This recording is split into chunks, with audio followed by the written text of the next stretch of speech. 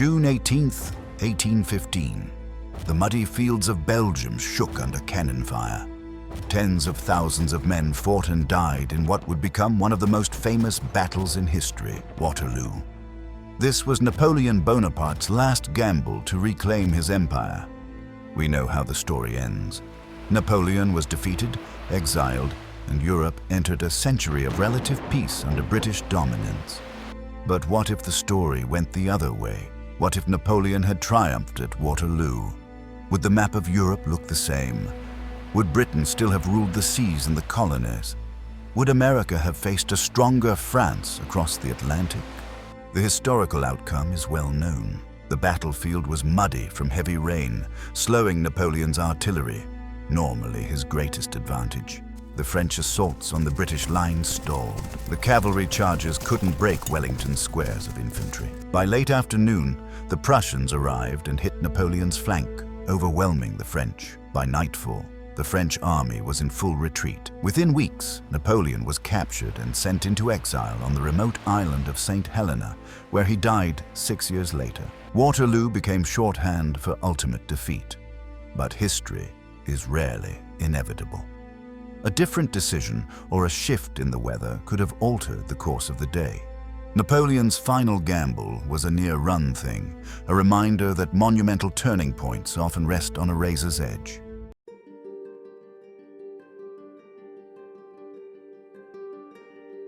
Marshal Grouchy successfully intercepts and blocks Blucher's Prussian army, preventing their arrival. This gives Napoleon the crucial time he needs to focus his entire force on Wellington.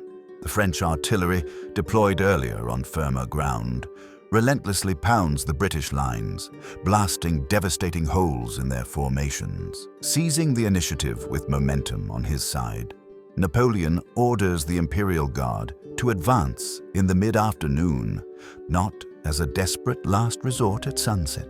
Wellington's outnumbered and battered army begins to falter under the concentrated assault. Their disciplined squares break, and instead of an orderly retreat, the British position collapses into a complete rout. In the chaos, Wellington is killed, captured, or forced into a humiliating withdrawal across the English Channel. Napoleon stands victorious on the field of Waterloo. The French eagles are planted once more upon the continent, their dominance utterly unchallenged. In Paris, a wave of patriotic fervor sweeps through the streets, solidifying the emperor's restored power and heralding the glorious dawn of a second empire. A French victory at Waterloo would not have meant instant domination, but it would have shattered the Seventh Coalition.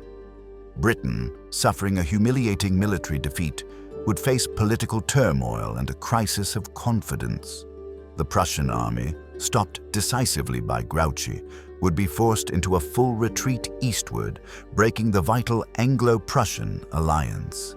This sudden reversal would leave the distant Austrian and Russian armies isolated and strategically vulnerable. They would likely hesitate, recalculating the immense cost of continuing the war. Napoleon's primary goal was not reconquest, but legitimacy. A triumph at Waterloo would give him the leverage to negotiate a lasting peace from a position of strength, securing his throne. If Napoleon secured peace, Europe would look dramatically different. The Congress of Vienna, which had been busy redrawing borders to contain France, would collapse in disarray. France might retain territories lost in 1814, including Belgium and parts of Italy.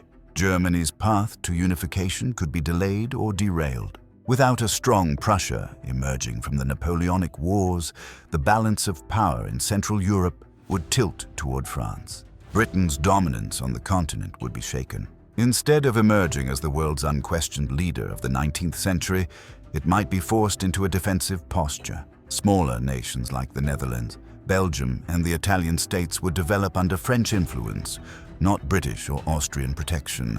In short, instead of a Europe led by Britain and balanced by Prussia, Austria, and Russia, you could see a Europe where France remained the undisputed continental giant. The shockwaves wouldn't stop at Europe's borders. The British Empire, Britain's global dominance, depended not just on naval power, but on prestige.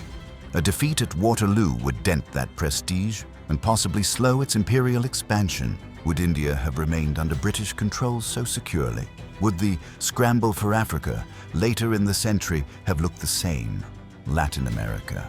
At the time, Spanish colonies were fighting for independence. Napoleon might have tried to insert France into those conflicts, either by supporting independence movements to weaken Spain or by expanding French influence overseas.